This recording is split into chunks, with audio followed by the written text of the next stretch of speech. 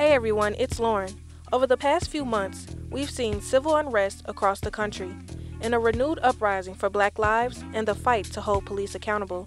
But we should not forget the painters, poets, musicians, and more who have decided that through their art, they can motivate people to move into action. Which is why we are sharing the story of Javen Solomon, an artist who decided to use art to bring light in the midst of destruction. After the killing of George Floyd, protests ensued across the country, and Javen's friend Tyson Baker lived right in the heart of downtown St. Louis, where protests erupted. So as Tyson witnessed a bunch of that, he somehow connected to the owner of Bella's, a frozen yogurt shop that had their windows smashed in the process, unfortunately. He was in contact with the owner about someone like potentially getting an artist to come down and paint it. And one thing led to another, and Tyson and I basically started this thought of what if we could use this moment to gather donations for various artists to paint up these windows, to pay for their materials as well as their skills. And this is, we had no dollar amount in mind. It was just, we'll do what we can. Hopefully we have a lot of involvement, and if not, that's fine too. So I painted Bella's initially to sort of jumpstart the whole thing, and it took off from there. We put out a call for artists for all types of boards, and it was essentially first come, first serve. And so, with the sudden decision to move into action, Javen and Tyson founded Painted Black STL, a group that empowers Black local artists by connecting and collaborating with community organizations. For the first mural we did at Bella's, this all basically transpired in a day. So since I've painted a couple of murals sort of earlier in the year, I had some paint and supplies like that laying around at home and just got straight to it. It was close to free to get it going, actually. And we didn't start spending money until, I say spending money, and by that I mean helping connect artists to some funds until the second window, when we were able to successfully demonstrate what our intent with this was. So we operated pretty cheaply and still do. But funding local artists can be difficult, and Javen says oftentimes artists have to choose between their art and financial stability. First and foremost, the highest form of support comes in, the form of the dollar to any degree. I mean, and this is to say, like, what's going to incentivize, and speaking on my personal experience, right? So what's going to incentivize Black artists to like continue to strive and, do the best that they can and not have to, create with the strain of, this type of boundary. And by this type of boundary, I mean, that is of their livelihood. So if they can like create in at least semi-free way without having to shirk on their own craft and skill and time, because they have other, basically the mindset in a lot of ways, for me anyway, has been like, I can't do this. I gotta do this and that so I can pay this bill. So if we can really properly, assign contributing dollars, our dollars into Black artists, I think that would be a huge thing. Over the years, he's seen artists get taken advantage of, with many consumers expecting the artist's work to be free or at very low prices, which is why Painted Black STL focuses on supporting the artist fully. Our main focus is making sure that the artists we work with are set like financially and, if it comes to it content-wise to an extent, and we don't give them any creative bounds, because that's not our job. The artist is an artist for a reason, right? So we didn't find there to be any need to hop into that and try to be, a gatekeeping whatever. We're more focused on like, all right, how can we get these artists paid so they can really be the best folks they can be, and maybe they can even pay it forward, and we all start to understand the value of our community as Black artists and, ultimately artists as a whole. And when you support an artist fully, their work is able to reach a wider audience and inspire as many people as possible. Art is, and this relates to any style or medium or means of delivery, right? So not just visual art per se. Art has always been that thing that honestly like drives a lot about us, and we don't even realize it, so obviously we're moved, or inspired when we go to museums here in St. Louis or elsewhere, but we there's a reason that, when you go to a protest, you're going to see a ton of folks with signs and with different, things that folks want to express, is because at a basic level, that's honestly, I think, how we communicate. It is how we uh, convey what we want people to understand from us, as well as, inverse. Like it's how we receive information. Art's ability to convey a message has been around for a long time, and Javen uses the iconographic example of the Black Fist, which rose to prominence in the 1960s, to show how much art can be used as a platform for social change.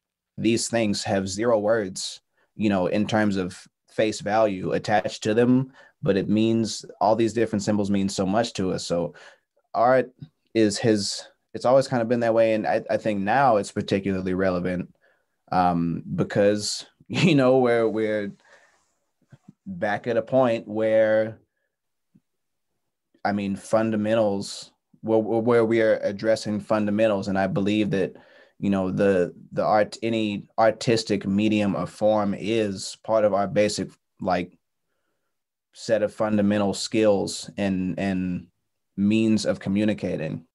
Iconographic examples like the Black Fist are just one way to show the importance of documentation and how artists from the past were able to capture a moment in time.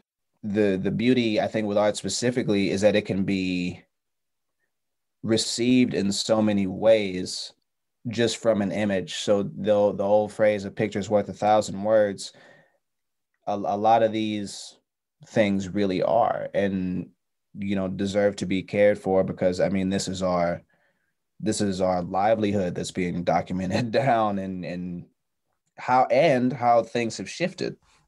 So, I think it's most important to refer to these things, as well as document them, to serve as a visual or otherwise memento of, how life was lived, is lived, and could be lived. I think of James Baldwin as a specific case. He might not have formerly been, and forgive me if I'm wrong, but he might have formerly been a historian, but his work encapsulates the times he was living in, and was able to, express what was going on, and, as well as himself. These are important to us because, I mean, it's another means of documentation, and for us to understand sort of where we've been, and with hope, where not to go. Learning from past work can help artists reinvent themselves, and Javen believes that St. Louis artists have always been unique and different in their approach. St. Louis's culture, and just like a lot of folks that come from here in general, have just been like really influential to a lot of things, and they contribute a lot more than folks prefer to either give credit for or look into, or, whatever else. And this is something that I've even learned up until now, and over the last, my whole life, basically.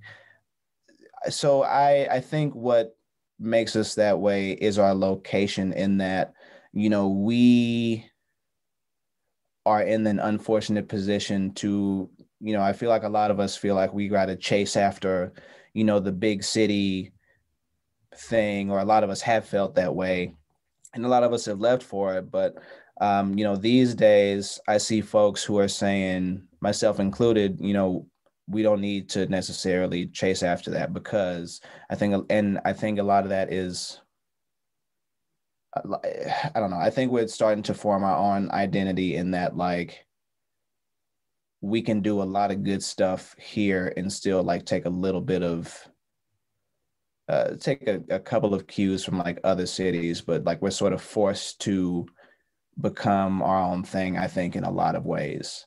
One example of a St. Louisan creating their own unique style is Nelly, a hip hop artist who rose to fame in the early 2000s. His debut album, Country Grammar, was certified diamond in 2016 by the Recording Industry Association of America for selling 10 million units.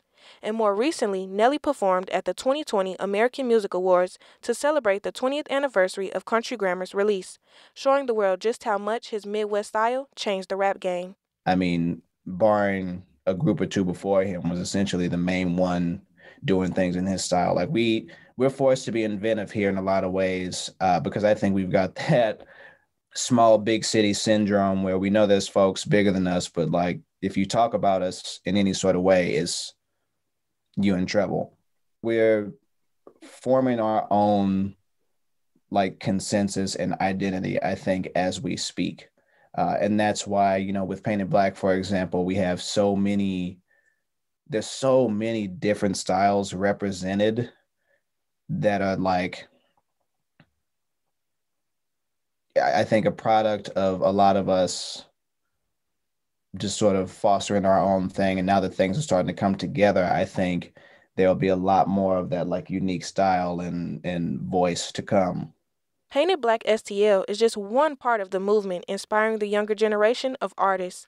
And for Javen, the advice he got from his mentor, Antoinette Carroll, the president and CEO of Creative Reaction Lab, to fail often and fail quickly, still rings true today. Specifically in St. Louis, if this is a city of we don't we don't quite realize it in a lot of times in a lot of ways, but St. Louis is a city of ample opportunity in that it is also citing Antoinette, it is a very cheap place to fail for now anyway, in that, if you want to start a project and it doesn't work out, cost of living isn't that high and things aren't too expensive here in general, comparatively speaking, especially to other cities. So this is a great place to get started. But in general, yeah, I would say, just hop right in, fail often and fail quickly, just because it's a field that's even still being formed a little bit more like as we speak. So there's not necessarily one way in particular or others to get started, but it's a matter of it's really a function of you loving what it is that you're getting into and communicating with folks. And honestly, like reach out to folks. It doesn't matter who it is because you never know, what could happen. And by that, I mean, reach out to folks who, you either want to learn more from, have a conversation with, collaborate with, etc. And, be clear with your intentions, be super clear with your intentions and as transparent as possible. Be sure to take in all types of points of view so that you have a better understanding for what it is you're doing and, essentially yourself as a person, because that learning as much as you can and interacting with all types of folks is how you, really start to root yourself in what it is you want to do and work towards, I think. I'll always make it clear with other folks as well as yourself that you are not better than anyone you think you are serving or around. Something to always remember is that we work with people, right? No one works for us. We're not above anyone else because we're all humans at the end of the day. And that's the basis of, social justice and design for good and, equity and inclusion work is that we are all at the same level as humans. So just, keep that in mind because a lot of folks sort of lose sight of that as they gain a little bit more popularity or just, in general, right? And folks get jaded and things change and now you're way off base from what it is that got you into this work. Painted Black STL sprung out of a moment of discourse and pain to bring something beautiful to the forefront. And the one thing that is motivating Javen is connecting others and creating spaces for people to thrive. There is a lot of promise in this year. Unfortunately, it is paired with, a lot of tragedy and dismay and pain physically, emotionally, spiritually. But I see in a realm where so many folks are trying to communicate so many things, it's clear to me that folks want to see something different. And I also believe that there is, I think a lot, with a background in design and just like a general passion for, the design process and just being a curious and cynical person at the same time, unfortunately. But I'm able to see that, we essentially live in these designed entities, spaces, structures, etc. And anything that's designed can be redesigned. It happens every day, whether we realize it or not. So I'm inspired by how many folks, whether they directly say what I just said or not, realize, are coming to realize just that. And they're, collaborating with each other. There's a lot of work that's stemming from this because to paraphrase it, because people feel a way about some things, a lot of us are coming together over it, and we are being the change that we want to see. Through high school, I played sports, and there was some sort of almost sort of masochistic unity. I'll use track as an example. Like, we all hate running this set of laps in practice, but we know that if we continue to do this together, it's going to make us better because we're all working towards this goal of being better and getting better. So I will see that it's a balancing act for sure, because not every day is so inspiring and upbeat, but it's in the ebb and flow. Moving forward, metaphorically, is what's helping me move forward, no pun intended, I suppose. Painted Black STL isn't the only group fostering Black artists in the community. Others have been around for years and continue to fight the good fight today. So in this episode, we'll hear from the founder of Art House about building a place for artists of color to thrive in their own community, and the founder of UrbArts will teach us about art's ability to uncover systemic racism and how we can create a marketplace to support Black artists in a more meaningful way. From St. Louis Public Radio and PRX, this is We Live Here.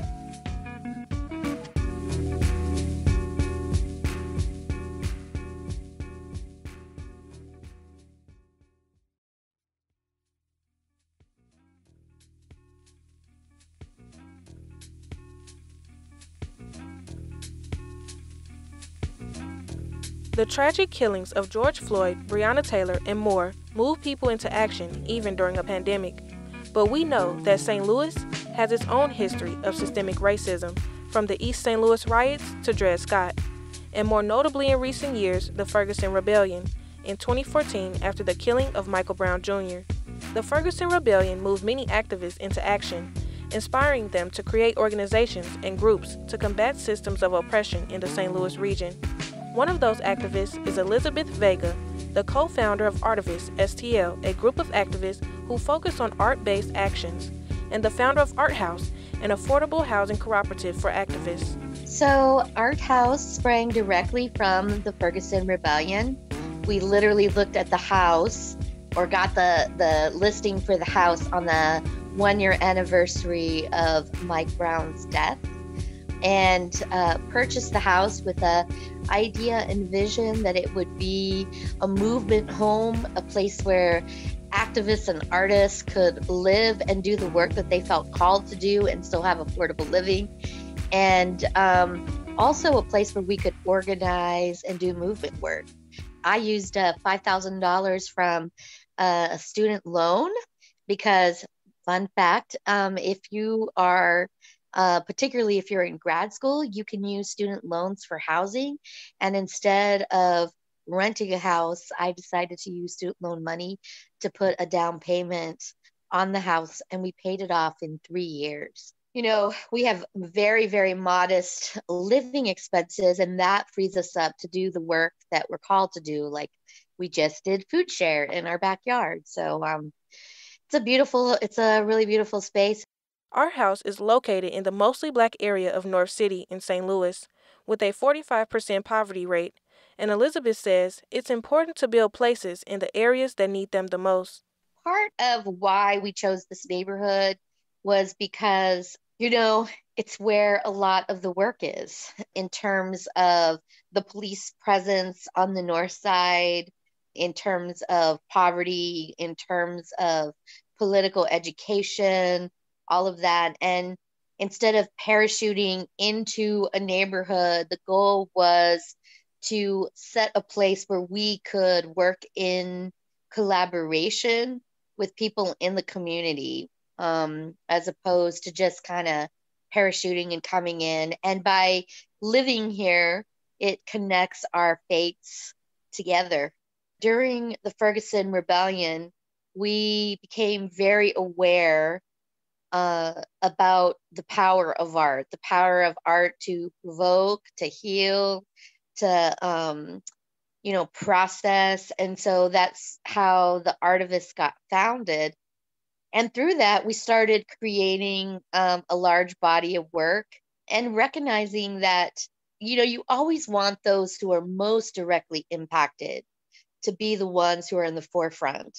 And that the same goes for art. And so a lot of what has been happening recently is that the artivists in particular have moved from not just creating protest art and things like that, but to also cultivating art within BIPOC communities. The art world is steeped in racism, just like the rest of the world. Oftentimes, young BIPOC artists don't have an opportunity to do the work that they want to do because of racism, because of access, because of, sometimes art can be expensive. And so how do you gain that if you have a natural artistic ability, but there's these barriers? Systemic racism spans across all areas of life for people of color, and those barriers are why it's so important to have places like Art House, which gives people an outlet to create and understand the struggles they face on a daily basis. And for Elizabeth, the time she spent working in different art communities is how she learned the true power of art. I got involved in the regional arts community art program, which taught artists and social workers of all kinds, community workers, how to use art within community spaces. And that was long before the movement that I was doing things like that. I was teaching poetry and all of that, feeling that community art is really important. When the Ferguson Rebellion happened, one of the first things that was kind of instrumental was the very first day of the protest. There was a child that was in the front line of the protest, and he looked like he was about 4, but he was actually 3, and he had this very shocked look on his face. And I got down on my hands and knees and I asked him, I was like, baby, are you okay? Because I'm a grandmother. And he said, they shot Mike, and I saw him dead in the street. And it's like, what do you say? This child bore witness to this. And so all I had was Sharpie and paper, and we made a protest sign together, and we talked big words like justice. And I remember his sister spelling it with the backwards J and, this protest sign. And that started Art in Canfield, where we would go and do pop-up art spaces, catty corner from where Mike Brown was killed. And it was so amazing. All we did was hold space. We had art supplies, and people would come and they would pour their thoughts into it. Kids would come and make buttons. I had a little girl that made a button one time that said, I don't trust the police. And me, at the time, I was still in my very liberal, not quite radical phase. And I was like, oh, well, not all police are bad. And she looked at me point blank, this child of about 9 or 10, and she's like, yeah, how will I know the difference? And I was like, you know what? She's right. And we started making these buttons together. That's the power of art. A small piece of paper that somebody could say something that they've been thinking and have voice with that, and and have an outlet for all the complex feelings that are in there. So that's the healing power of art. The power art has to heal is one of the reasons why it is so important to document the movement for future changemakers, who will be able to look back at history and use that to make a better society for all. People are asking, what do you think about Joe Biden? And I don't think the politics are going to save us. I think that we have to start trying to really cultivate change. And artists, because of the way they think, because of the way that they process, are key to sort of helping shape and cultivate that vision. When you also think about particularly murals on a large scale, how artwork can shape narratives. And so if you have Black, Brown, and Indigenous folks shaping a social justice narrative in their own neighborhoods, ultimately that changes the culture around them and introduces images and language that get people talking, so that when we do start to bring it up in social justice, like in protests and in demands, it doesn't seem so different or unusual. People have already been acclimated to the language, and I can begin to understand what it means. So it's extremely important. I think that the artists have always led transformative movements. And I think that it is because of the process that we go through to create. It's the same, whether it's on canvas or it's in your neighborhood. I mean, I think that it's a different history that art can present. While art is reflective of the culture very often, it is also, it kind of is a seer of culture. It can predict culture. It can shape it. It can change it. And so, one of the things that I really, really loved when we were doing protest art, particularly during the Ferguson Rebellion and, other things, was that the mom said that when children were confused about what was going, they could always point to the art and use that as a pathway for deeper exploration and explanation. And so I think that that's why it's important. And it's not just visual arts. It's music and dance and poetry and all of it. And I think that the importance of art is that what it does is it's a different energy. It's a reminder of what we're fighting for rather than what we're fighting against. And to me, I think that that's a very important difference, because fighting against something, it's a different energy. But when you're fighting for something, it's both resistance and creation at the same time. One example of documenting a moment in time is the Healing Walls Project, which was funded through Washington University St. Louis's Divided Cities Initiative in partnership with Ashley Cathy and other art activists from Louisville, Kentucky, where Breonna Taylor was killed. Basically, what it does is, and it's going to go national, it gives artists who are visual artists an opportunity to learn how to do large-scale mural work in their own neighborhoods and communities and tell their own story in their way. And the idea is that you're building skills. So it's like a skill share. Artists will get a stipend for their design or for helping. We're asking folks to suggest walls. And the first mural went up on Art House's side wall where all our folks come from Food Share. And it was so beautiful to see all artists of color painting on the wall, collaborating and talking among each other. So it really is like artist development. And there's some big things coming. So watch for it, because we really believe that the artists are the visionaries that are going to help us reimagine the world that we want to live in. And with the belief that artists are the visionaries who will help us reimagine the world we want to live in, we asked Elizabeth what advice would she give to younger artists who want to be a part of the movement.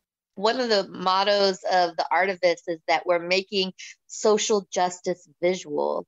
And so sort of look at what is happening and how you can use your creativity and an imagination to bring that to the forefront of people's minds. When we first started, we had no idea what we were doing. There were so many things that we've learned over the past 5 years. It was just that we had skills, we had a particular point of view, and we had a lot that we wanted to say.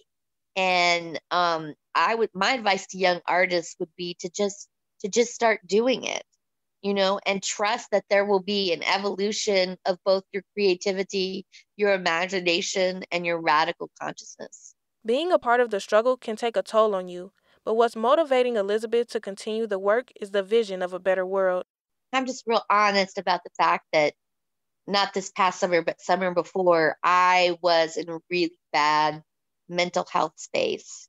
6 years of protesting, not just in Ferguson, but on the border and in Memphis, and, had really started to take a mental health toll. And I wasn't doing a very good job of taking care of myself. Self-care is really difficult when you've never ever been really cared for. And people say self-care, that is a process of how you learn to do that. And so after being in a really bad place, where I actually had to call my best friends and be like, I cannot stop thinking about killing myself. And I knew that it wasn't that I wanted to die. I just knew that I was so tired and so depleted and I was burnt out. And so I had to take real control of that. I started meditating, which has been a very large part of my self-care practice now, because as activists, we have a tendency to either be rooted in the future or the past. Everything about it, even being on the front of the protest lines, we're not in our present physical bodies, because to be able to be arrested and dragged and all of that, it's almost an out-of-body experience to be able to cope with that. So meditation really brings me in the here and the now. It makes me feel my body, allows me to do deep ancestral healing and work that I've needed to do. It also grounds me. So that's been really instrumental. This is a long haul struggle. The urgency that we often sometimes feel, I think, is a result of white supremacy culture, because these systems of oppression have been around for a very, very long time. So they are going to take time to dismantle. So we have to do the struggle in such a way that it's sustainable. And for me, part of that is that even in our resistance, there's joy. Even in our resistance, there's the sacred. Even in our resistance, there is whimsy. I say that I don't want to do creative direct actions anymore that don't make me laugh or don't make me cry, because I think that that's what we need. We're so numbed out by the culture that our resistance and response needs to be a really strong pull and counterpoint to it, so that people can't help themselves but join, because within there they find the world that we want to create in the now, even in our resistance. So what can we do to support artists of color in a more meaningful way? And how can we create spaces where artists are valued and able to live their lives without diminishing their creativity? Up next, we'll hear from M.K. Stallings, the founder of the Urban Arts Alliance for Child Development, or UrbArts, about art's connection to social justice and building a marketplace for Black artists to support themselves.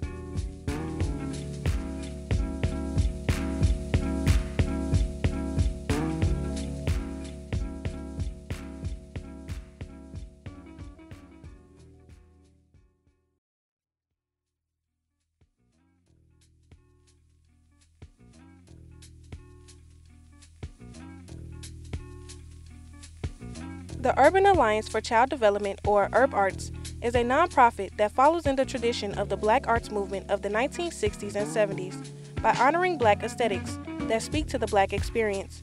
Because of the COVID-19 pandemic, they haven't been hosting in-person art exhibitions. Under new restrictions in St. Louis City that allow for a max of 10 people with masks and 6 feet apart for social distancing requirements, they opened their doors for Due Process Denied, an art exhibition that confronts police brutality in our community, which I attended on November 20th, its opening night.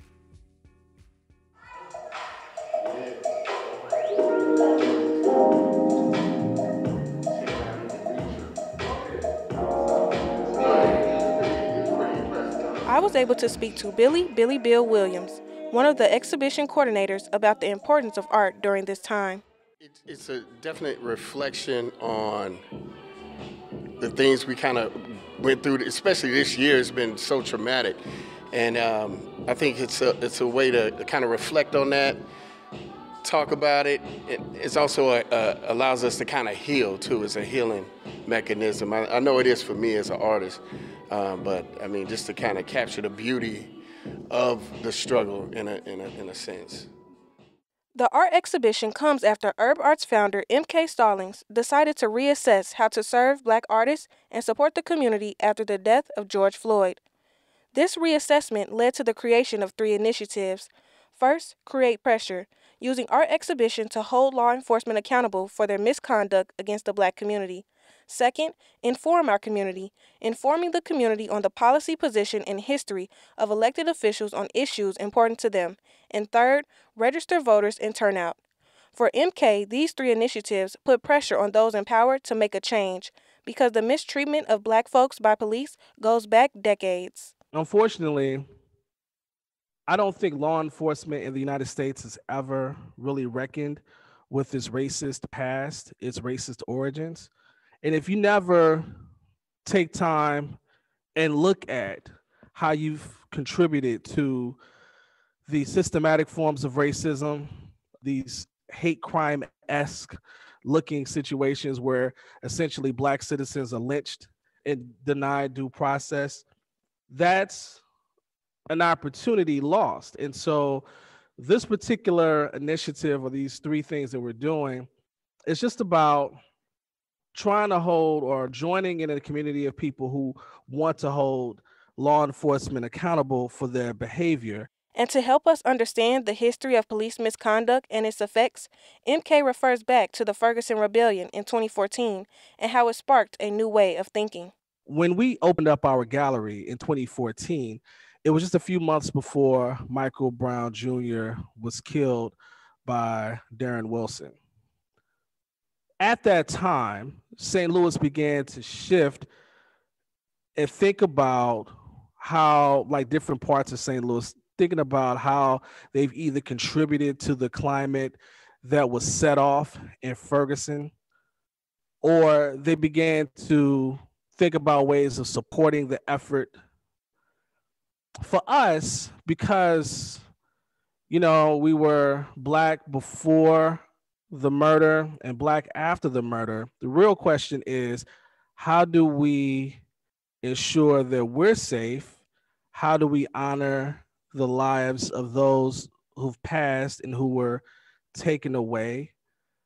How do we, as Black artists,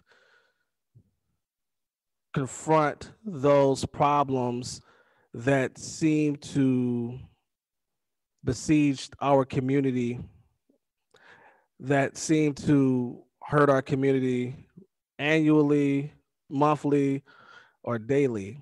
And it's ill because we got so many problems in St. Louis, particularly around gun violence.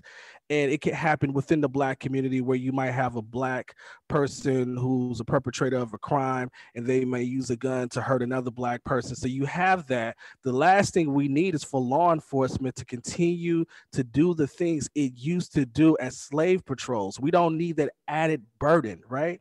So as artists, it's our job to complicate the simplistic and to simplify the complicated, to get us to see things in different ways so we can better appreciate the weight of these matters, the weight of this stuff. Because art has a way of addressing complex issues, we wanted to know just how much people can gain from art in times like these. what art does is humanize. It gets us to think clearly about individuals and their experiences. Also, like I said, art can help illustrate how things operate on a systemic basis. It's very difficult to see systemic racism. That's not something that people are trained to see. I mean, to a certain degree, you need to have a background in social science. You need to have an ability to be able to connect the dots between independent variables and dependent variables. You have to follow and appreciate the nuance of policy and how policy might be public policy, that is, how public policy might be interpreted and executed for the general public. That's a lot to think about. And if people aren't really trained to do all that, I can see why they miss it, why they only fall to, if somebody uses the N word, or if a white person does something to a black person. It's much more complicated than that. So I think what artists can do, if they understand these basic things, they can illustrate, they can show, they can capture a moment.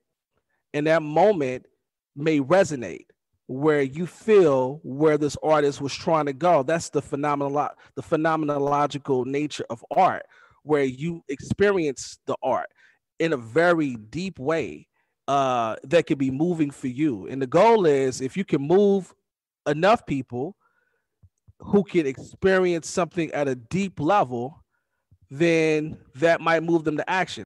And sometimes you may not realize that you are experiencing art. For example, video recordings or film is a visual art form, and we know that video recordings of police brutality go back to the 1991 brutal beating of Rodney King in Los Angeles, and even before that. I'll say one thing about what happened with George Floyd and how his murder was captured on video. It took a platform such as film or video, something that's accessible to people, and used that moment. And because we've seen things on TV, we've seen things online, we can understand the drama in the moment. If you match that to the audio, it's even more dramatic. It's even more concerning or disconcerting. It's even more of a problem. People feel it because they can see it. And that's also because of how we might consume media. If we consume media such as film and television on a regular basis, to see that, it makes it clear that something horrific is happening and we're bearing witness to it in a way that we can't unsee it once it's done. And so even though the person who held the camera so that the world could bear witness to what the officer was doing to George Floyd, even though that happened, and when that happened, it allowed us to almost be present, to almost feel just as helpless as I imagine everybody else did as they watched law enforcement take somebody's life. That's stirring. That's powerful. And I think if art can do a job of illustrating the power in those moments, the helplessness in those moments, how we cry out, how we move, how we act, how we, drop our heads in despair or lift our eyes in hope. Art has the opportunity of creating this moment where we can experience things in a far deeper level than just reading a news report. The power of art to inform is the reason why MK believes Black artists need to be supported more financially for their creativity, boldness, and tenacity. But there are structural barriers in the way of that reality. In St. Louis, we have a lot of arts organizations, arts institutions. They support art in various ways. What St. Louis is missing is a viable market for Black artists, meaning that unless you are, I'm just going to speak strictly from like creating art such as portraiture, paintings and such, so there's a market, for art, and some people are able to tap into that market. They know people who are collectors, they know people who have money, and these things manifest in ways that allow for artists to make a sizable amount of money. So you'll have somebody on the north side who might make $100 off of a painting. You'll have somebody in Webster Groves or Kirkwood that makes $10,000 off of a painting. And even if the artist is selling that painting out of his or her own trunk, they are getting the full $100, and that's great. If the artist that's selling in Webster Groves is splitting a percentage with the gallerist may be retaining 40%. So that would be $4,000 of a $10,000 painting. The artist makes $6,000. Either scenario, both scenarios, the artist can get paid, but obviously in the Webster Groves scenario, the artist is getting paid so much more. Why are there such deep differences?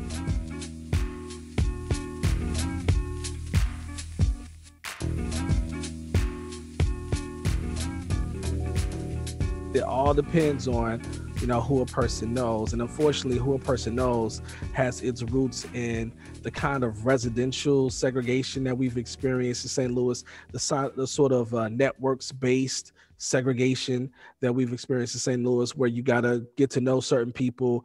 They have to become your friends. You got to build that up. And then all of a sudden you have some potential buyers for artists. All that's possible. It just depends on whether or not you're willing to play that game. And that game being getting to know people who don't necessarily like what you like, or you don't necessarily like what they like, but you're doing it because it's really for transactional purposes.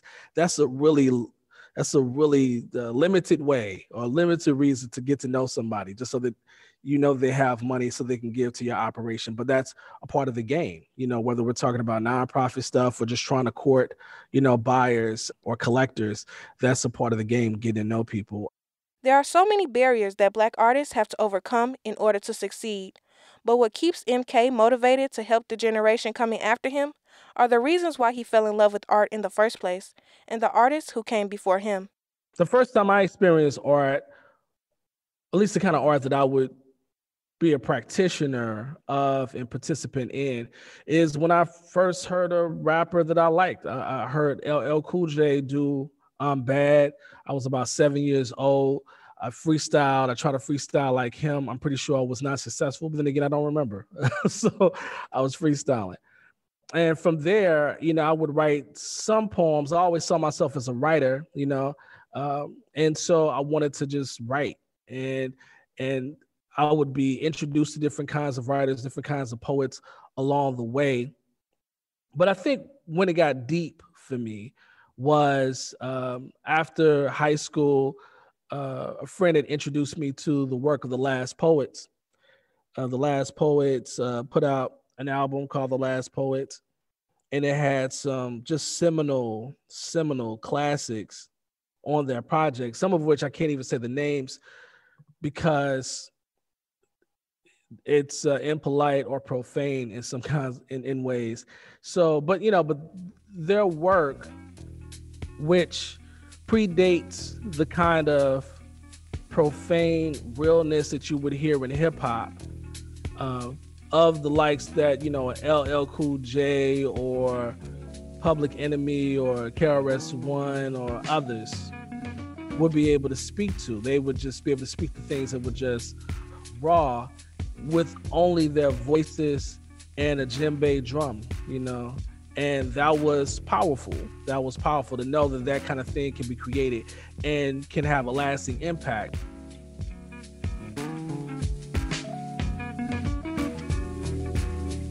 Amiri Baraka kind of serves as the institutional visionary that makes sense to me, as well as the work of Hakeem Madhubuti out of Chicago, where they were able to set up structures where they would not only benefit as artists and as creatives, but also were able to create opportunities for other people to get paid, to create poetry classes or to publish books, if we're talking about Third World Press, and with Haki. Those are the kinds of role models that I appreciate deeply because they risked a lot. They didn't have to do it, and they did it, and they got some name recognition from it, but they also got a lot of, I'm sure, a lot of stress, a lot of sleepless nights, a lot of discouragement. But that's what's necessary. If you want to build something that can be a benefit to the community as well as to the individuals that you seek to serve, then you absolutely have to create something that's bigger than you, that can outlast you if you set it up properly.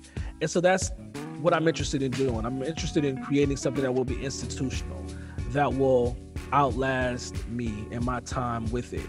I want something that will benefit the children to come as they become adults, and the children to come after that as they are still children, and bring these generations of people together, these generations of elders, of people who are in their 20s, 30s, or even 40s, people who are in their teens, people who are in primary school, to be able to bring these different generations of people together around art making and truth. Because that's how you build community. That's how you reveal deep truths that words can't really adequately explain where things are coming from, or why certain things are. So you need art to be able to paint that picture, whether it's beautiful words or beautiful paintings. You need that. And the best way to protect it is by having an institution to back it, to be able to house a program like that inside of an institution. And it can't be a white-led institution, because they oftentimes water down or act skittish around things that they can't speak to. They oftentimes make difficult decisions that are sometimes the wrong decisions. So you have to have people who are immersed in the culture, who are respectful of the culture, who will bring in individuals who can speak adequately to the truths within that culture, and who will fiercely protect what's happening, And not to say that a white-led, art museum or a white-led history museum can't do that kind of work. I'm just dubious as to whether or not they can do it successfully. If they could do it with tact, if they could do it with grace, if they can do it with community. I don't know. I just know that for me, when I do the work that I do,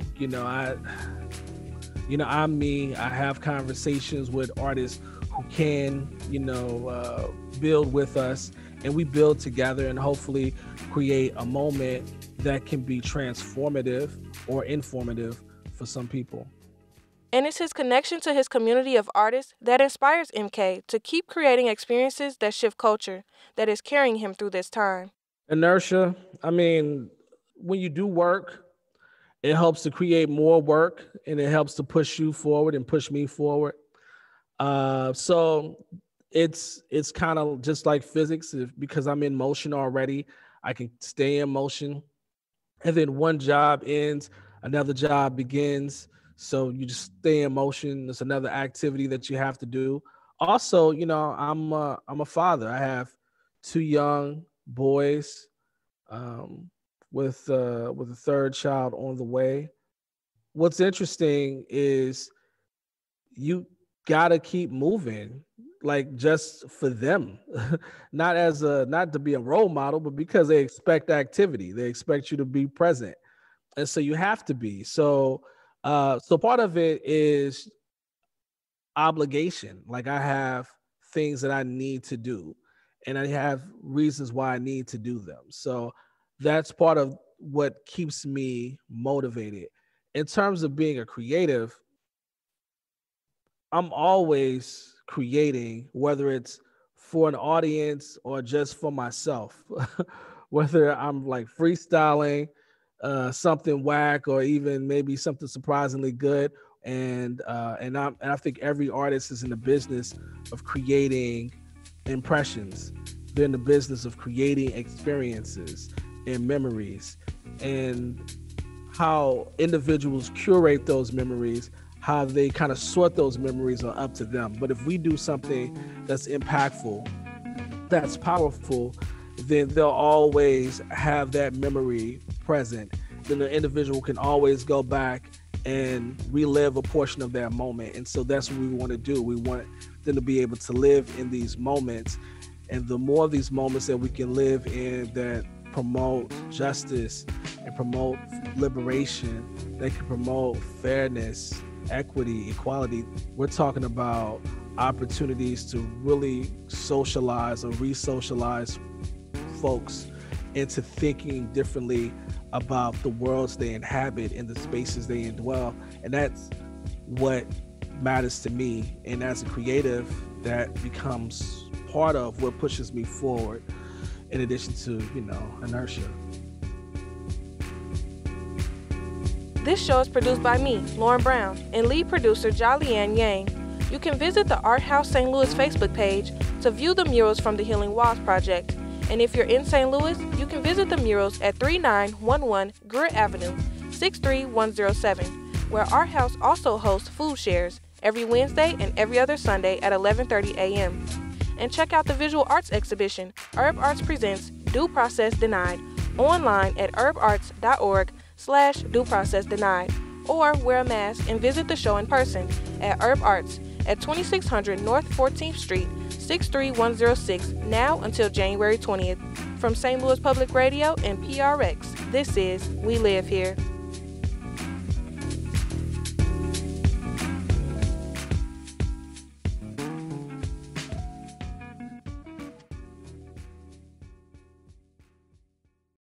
Support for this podcast comes from the Corporation for Public Broadcasting. From PRX.